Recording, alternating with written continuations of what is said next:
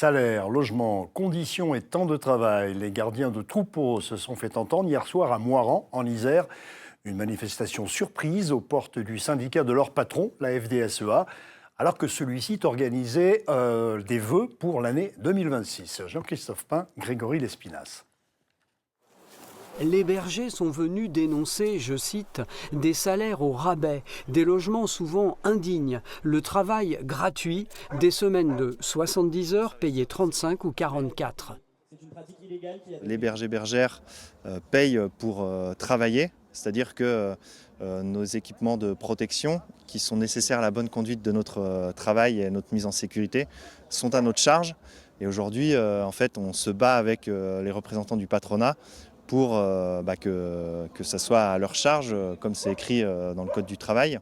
Selon leur syndicat affilié à la CGT, les négociations nationales s'enlisent et au niveau départemental, il aurait fallu 2 ans de discussion pour commencer vraiment à négocier.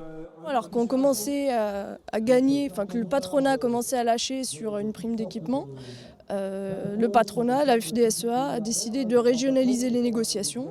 La négociation régionale devrait donc débuter le 4 février. Mais la FDSEA refuse de se soumettre à un ultimatum, de se plier aux diktats de la seule CGT. Ils sont payés 44 heures hebdomadaires. Mais bien souvent, ils ne les font même pas. Mais eux, ils estiment que quand ils dorment dans la cabane, ils doivent être payés. Il n'y a que la Savoie qui avait un accord sur les bergers. Il n'y a que la Savoie. On est en train de l'étendre à tous les départements d'Aura et ça leur va encore pas. De toute façon, eux, ils croient, ils mettent la pression en faisant du bruit.